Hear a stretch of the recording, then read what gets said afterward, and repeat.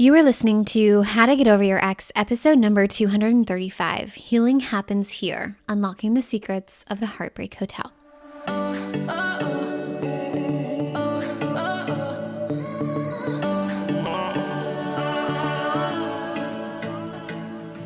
Welcome to How to Get Over Your Ex, a podcast on getting over your ex without it just taking time. I'm your host, breakup coach Dorothy. Let's turn your pain into power and your heartbreak into happy. Welcome, Braveheart. I'm so excited you're here to listen to the How to Get Over Your Ex podcast. This is the Netflix of breakups, short, powerful, and actionable episodes that help you along your breakup journey. If you're interested in a more hands-on approach, I'd love to invite you to check out our free on-demand video training called How to Fast Forward Getting Over Your Ex Without Wasting Months or Years Feeling Jealous, Angry, or Unlovable.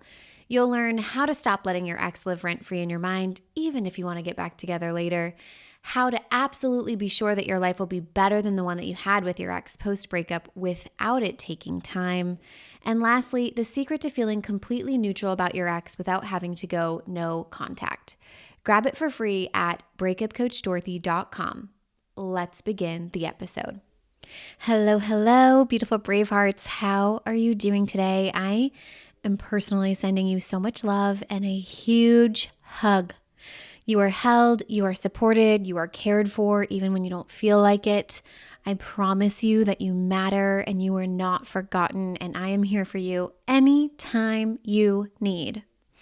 I love you all so much. So today is a vulnerable episode. It's also not a normal episode. So if you are new to the How to Get Over Your Ex podcast, welcome. I am so excited to have you here as a part of our Braveheart family, where we do heartbreak differently. I also want to say all of that while recommending that this should not be your very first episode.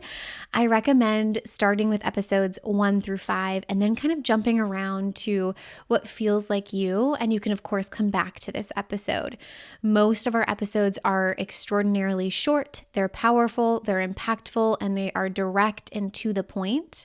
I have a problem and then solution, and I will always leave you with like next steps and how-tos so you know what to do to take that lesson and apply it to your breakup or your divorce. And today's episode is more of a story and a personal life update, and I'm going to be talking about the last year's worth of healing that I've personally done, as well as the fruits of that healing. And I want to share some lessons from the last year, and they're more kind of broad ahas, which is just not an accurate representation of how this podcast is normally formatted. So with all that being said, I love you. If you are new here, awesome, welcome.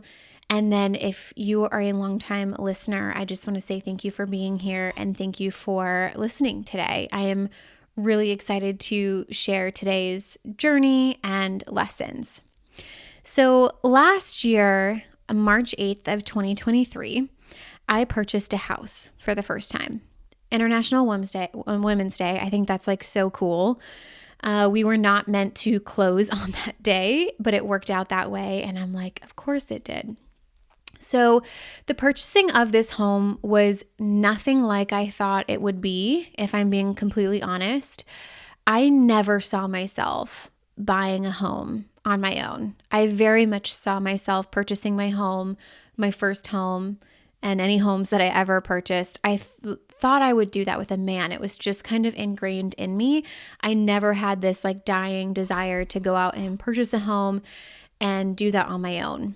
I always thought it would be like with my husband. However, at the time, I had experienced a lot of unraveling, I guess we could say, a reorganizing of my life, and that just simply wasn't the case. I was purchasing a home on my own.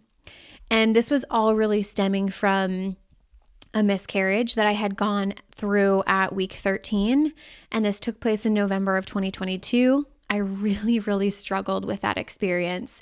It was traumatic to my body. It was traumatic to my mind and my emotions, my finances. It was wild, y'all. Did you know, this is just a side note tangent. Did you know that in the United States of America, it costs $10,000 to have a miscarriage? Even more than that. But with my insurance, it cost me $10,000 to have a miscarriage. And the bill was given to me, and it just had my name on it, which is mind-blowing to me. I have a lot to say about that, but that's this whole total side tangent. I felt like they should be sending me a gift basket right now. But anyways, long story short, I went through this very traumatic miscarriage. My body was bleeding out for a month, while everyone around me kind of seemingly moved on with their life. I ended up having an emergency surgery by December. And my partner and I really, really struggled in handling our grief. And we experienced grief dramatically different from one another, which led us to eventually calling off our engagement. And we were both really unsure of what the fuck was going on and what we were going to do. He went through a whole phase of like, do I even want kids? Then I went through a whole phase of, do I want to get married? And it was just, it was a mess. And we were kind of all over the place trying to really figure out everything while in the midst of experiencing trauma, which was so difficult on so many levels. And we eventually landed on moving out and having our own places and just kind of going back to dating and resetting, like letting him reset on his own. I needed to reset on my own and then kind of go from there.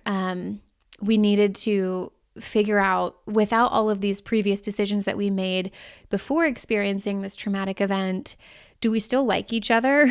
Do we still want the same things anymore? And it was an extremely uncomfortable place to be in. I like to call it the uncomfortable in between. But I have to say that I needed it so much. And I really didn't understand or see it in the moment. But now looking back, I'm like, I needed it. And I had no idea how badly I needed it.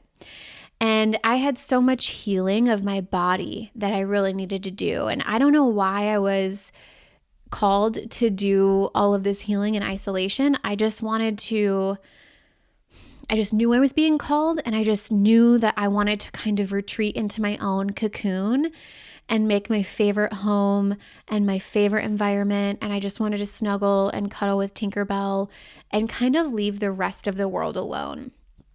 I, of course, felt alone through that experience, but at the same time, my body was like, thank goodness we're alone.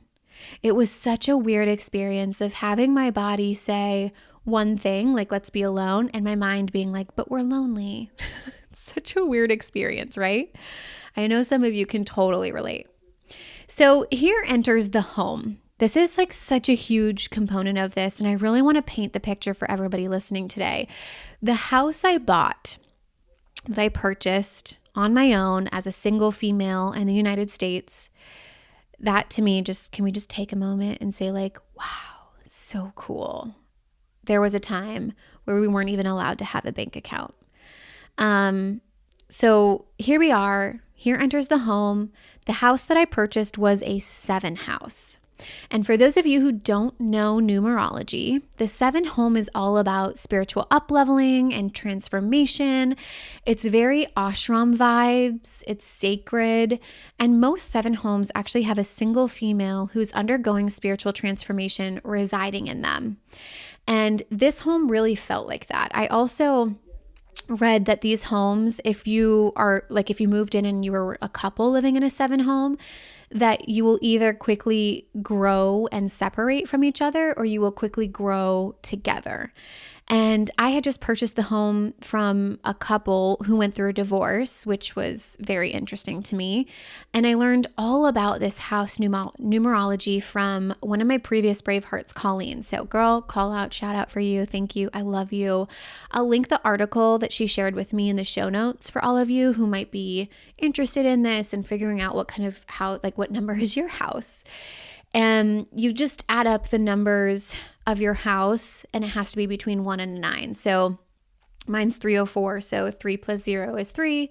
And then 3 plus 4 is 7. If you add up all your numbers and it adds up to 27, you take 2 plus 7, and then it would be 7, 8, 9, right? A 9 house.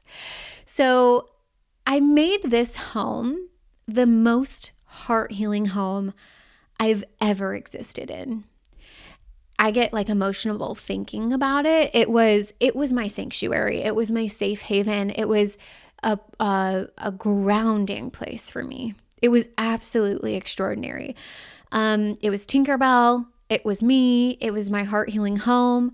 Tinkerbell and I both healed there in very spiritual ways.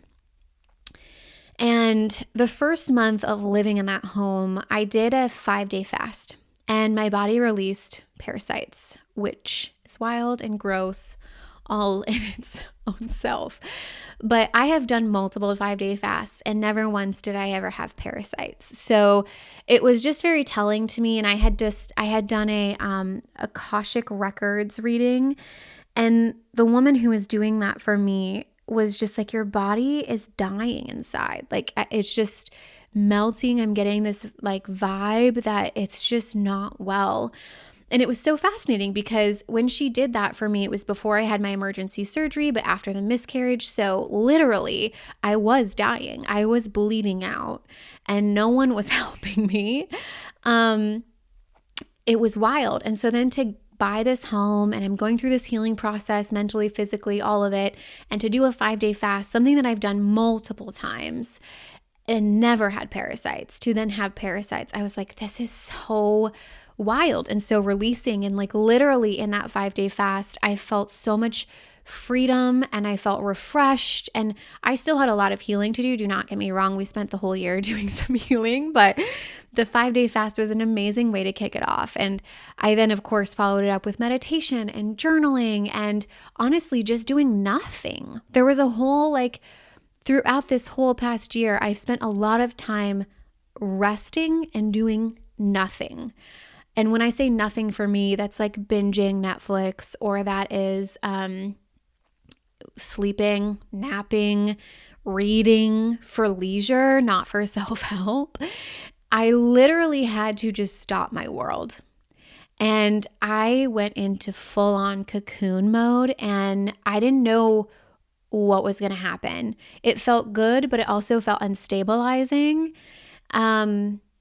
But there were so many components that just felt so good of being present. In that home, we sunbathed. I hung out in the backyard naked. We would hang out in the pool. And when I say we, I'm talking about Tinkerbell and I, my dog, my 130-pound Great Dane, if you don't know, if you're not familiar. I spent time gardening. I got banana trees. It was so therapeutic on so many levels. And one of my favorite nights was I had set up this fire, and it was just Tink and I, and we were sitting in the backyard, and you could smell the fire. You could feel the heat on your feet, the stars. It was calm, and it was just so grounding. And it was a moment of like, wow, I really saved myself. I really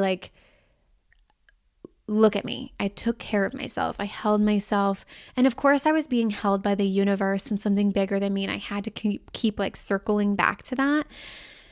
But it was just like a grounding and a calm that I had not experienced in a long time. Now, a lot happened in this house in a year. So much happened in this house. It is a healing home. I had so many transformations and shifts. And I want to just call out some of them, definitely not a full list. And I've shared a lot of it throughout the podcast and the time that we've been together, but I just want to put it kind of in one place. So one of the very first kind of realizations that happened for me was that I don't have to feel like shit to prove that shitty things happened to me. And I felt mistreated by doctors. I felt mistreated by the world, by people I trusted. And I realized I didn't have to feel that way to prove to myself or the world that, things that I felt were wrong happened. And a lot of times we do that. I see it in breakups. I see it in my clients. I see it in divorce, of holding on to feeling miserable because we feel like if we let that go, then we let go of the fact that those things happened to us, and we are condoning it and saying that it was okay. And that is just not the case. The other big really lesson that I learned throughout my time in that home that I am so happy of, I am so proud of, and it feels so good to be unattached to, is kids. I spent a year in that home really healing my past and my obsession with having a child. I would say obsession. It's probably extreme, but I got so attached to having kids after going, I don't know if it's like a hormonal thing. My doctor, when I did find a doctor for fertility and things like that, he mentioned that it was normal that after going through a miscarriage, like once you're on that train of having a baby, it's very weird and primitive to have the experience of like, I have to have a baby. So I went through a whole process of unconditioning myself and really looking at how my life is extraordinarily amazing and fulfilling with being child-free. And there are so many things in my life being child-free that are easier, that are amazing, that's awesome. And I love being a mom and all the ways that I get to be a mom without having to be a mom. I teach figure skating to 5 and 6-year-olds. I volunteer at the Valerie House and help children with grief.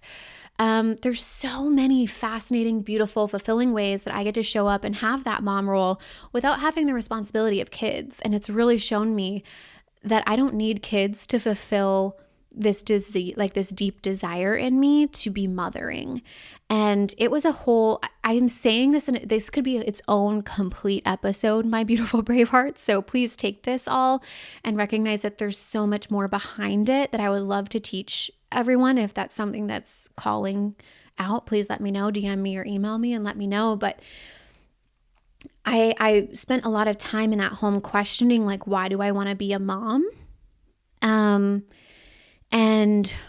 if I want to be a mom, am I willing to be a mom on my own? Am I willing to adopt? Do I just want to be a surrogate because I just want to be pregnant and I don't actually want the mom part? I explored all these questions, and that took a lot of healing in all these different ways. So again, that could be a completely different episode. Another thing that I really spent a lot of time was family and creating a home for my family to come visit and live out a dream I always had of being able to take care of my family. And when I say family, I mean immediate family, extended family. I love being able to have a home that's big enough to have them come visit and have a place to stay.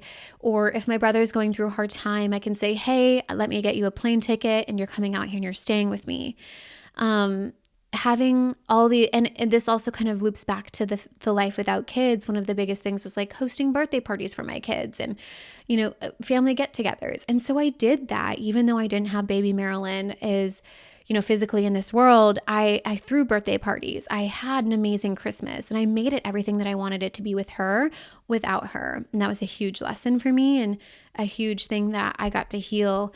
And I don't want to use the word overcome, but experience. And then I think one of the other biggest realizations in this house that I had that was so freeing and helpful was removing myself from the position of fiance to best friend. And my partner and I, now husband, Jake, we were best friends or really good friends before we were ever, romantic with each other, and eventually were fiancés and now married. He was always a good friend, and I had to take off the fiance hat when we were going through trauma to see his point of view, to be there for him, to be there for myself, and to move through that whole thing. And it was one of the best decisions I ever made, was to take off fiance hat and put on best friend hat and let that be good enough, and let that be calm, and let that be nothing about me, everything that I teach here on the podcast. It was a beautiful experience, and it really showed me how much I'd progressed based off of previous experiences and how I would have handled that in the past. So that was an amazing, beautiful experience as well. But long story short, I could go on and on with these different healing situations that I experienced, but I did so much healing in that home. And it was within such a short time frame of my life, and so much changed drastically. Like the 7 home in my mind, that was a 7 home experience. It was drastic change. It was a lot. It was quick, and it was deep. And I'd say that one of my bigger turning points was August and September of this year, or this past year. And I had this realization that I was really no longer willing to accept less than what I want in my life. I was so calm inside through all the healing that I had completed that anything that disrupted that calm on the outside was an absolute no for me. Like just a straight up no.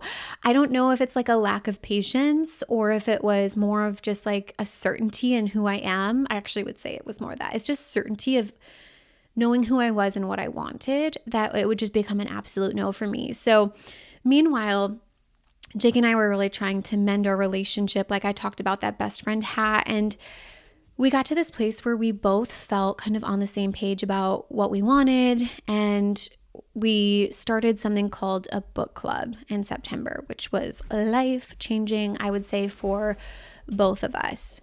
So we started with this book called Us by Terrence Real, and it changed everything for me. The way that I look at relationships, it also gave us a common ground language to communicate our very traumatic experiences to one another. And it also helped us with tools to repair where there was some serious damage on both sides of our partnership. So that was really beautiful. And we really then decided we wanted to be together. I wanted him to feel chosen by me, and therefore I reproposed to him with a plane and a pilot and a banner at the beach, which was super fucking cool. And to be honest, this is the craziest part, is that he was wearing his Braveheart sweatshirt that day, and it was completely unplanned. And I honestly didn't even realize it until we were looking back at photos one day. And I really love that for us, you know? We decided to get married on Leap Day, February 29th at 10:10 a.m. with parents and siblings. That was amazing in itself. Now, with all that being said, what's so cool about all of this happening is it was all while I was living in the 7 house. This all happened in less than a year. Living in this house that felt so healing for me. And as a couple, we were growing quickly together rather than quickly apart. And it turned up the volume, it amplified and accelerated our journey. And the last year, there was so much healing for me, healing in my body after trauma, healing my mind, healing my nervous system, healing my relationship. And there's so many modalities that I went through, healing my relationship to myself even, right? And as all of you know, I am a true believer in all of it's happening for me and not to me. All of those experiences, the grief, the loss, the sadness, all of that was happening for me. And a year out, I can really truly see that in my bones. It was a journey that truly built my belief in that healing does not take time. It built my belief in I get to have my own experience with grief. I get to create my own reality, and I get to decide what my life looks like. And my favorite belief of like, I only go up from here. I'm only ever going up. I'm now very much in a space where I want to share that with others. And I want all of my brave hearts to be seen, to be held, to be supported the way that I experienced that. And that's where I came up with the idea and handcrafted the Heartbreak Hotel, as well as the Braveheart Experience. So, contrary to the name, the Heartbreak Hotel is a healing home, like a healing center, but it's a healing home. It's not an actual hotel. There's not multiple levels or multiple rooms that you rent out each room. It's a home. And just by being in the presence of this home, you will have major release and transformative shifts in your life. And I made this house a home, and I spent a year healing in it, and now it's time to share that magic. So the Heartbreak Hotel itself can be found on Airbnb. We rent out the whole house at a time, not just rooms like I mentioned. And I'll, of course, share that in the show notes. And most of you know how much I adore where I live. The beach, the boat, jet skiing. Pensacola Beach in itself as a location is a magical destination. It has emerald water, white sand. It is the best kept secret. That is soon not going to be a secret because I'm sharing it with 2+ million people here. But the second thing is that I've created something called the Braveheart Experience. And you'll have, within that, you have your choice of a 2 or 3 night stay at the Heartbreak Hotel. And then one of those days that you're here, you're going to spend the day workshopping and coaching with me, as well as on the beach, the boat, or the spa, whatever, suits your fancy. Also, weather could play into that, right? But to me, that's the best of both worlds. It's all about changing what you think and believe about yourself. And a magical vacation where you're getting out of your regular routine, you're giving yourself a new point of view, you're changing your thoughts naturally through travel, through creating new memories, through creating new experiences. Plus, you're getting the transformational coaching. So you're not just going on vacation and having to come back with your regular day-to-day problems or your drama about not being over your ex. Like, you're also going on vacation to transform and get coached. Anything that's sticky about getting over your ex or building your bigger and better life, we're going to coach on it. We're going to get to it. And truthfully, between those two pieces, the goal is an epic self-identity up level. And what I mean by that, I want to share a story with you to kind of paint that and what that actually means. So I have personally been in the coaching world for 6 or 7 years now. I've been a part of a lot of retreats and coaching programs, like many, many retreats and coaching programs and events where you go to watch a coach speak or put on this event. And every single one of them, except for one, when you go there, the coach is the main event. You're there to see that person. They're the main event. And I've only ever had one experience in my life where the coach completely flipped the script for me. And that was Lauren Armstrong in Projector Playground. I spent $25,000 to be a part of her mastermind that came with a retreat. And on this retreat, she made me the main event where I showed up and I wasn't there to see her. I was there to be seen by her. And seeing myself in a way where I was the main event. And that moment for me was so powerful. It was so powerful for my self-concept. It was an immediate shift of holy shit. I'm kind of a big fucking deal. And I had never really seen myself that way. It up-leveled my own self-identity, which then reflected out into the bigger, broader world. And that, my brave hearts, is so fucking important for you. I want you to have that shift. I want you to see how important you are, how to have you see how big of a fucking deal you are, especially for those of you who've been struggling with having lost yourself in the last relationship, or those of you who are, your self-worth is just in the trash can and you think so poorly of yourself. I want you to come have this Braveheart experience where you are seen by me. You're not here to see me. I get to see you. And where I can reflect back to you what it's like to be treated like an amazing human fucking being.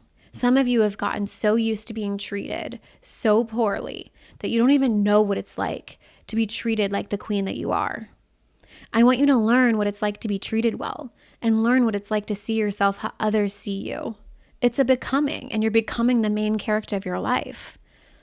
And that's so beautiful about all of that. That's what is so powerful. And that's why I've created the Heartbreak Hotel and why I've created the Braveheart experience. And what's so crazy, my friends, is none of that would have been born without the healing I just went through in the last 1 year. In the last 1 year, I went through so much loss, grief, devastation, but notice how much I gained in the year. I gained an unbelievable, unbreakable relationship, of course, with myself, but also with my dog Tinkerbell, who I'm obsessed with. I have a home that I've been able to turn into Heartbreak Hotel, and I get to share it with the world. I have a marriage, right? I have been able to help hundreds of thousands of people with what I've just experienced. And now we have a completely new way to work with people and to completely change and flip the script for them. And to me, that's fucking everything. And all of it plays to really 4 beliefs that I love holding is that 1, it's always happening for me. And 2, I'm turning pain into power and heartbreak into happy always. 3, I do heartbreak differently, and I teach others how to do heartbreak differently, so we always catapult afterwards. And I'm really doing what I was meant to be doing my entire life. It's so powerful to me. And I just wanted to take a moment, and I just want to say thank you to all of you who have been around.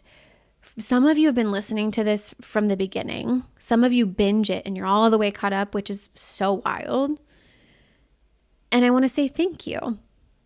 And thank you for showing up and listening to the podcast, showing up for 5-day trainings, showing up to workshops, and using anything that I teach. Maybe it's the Get Over Your Ex program.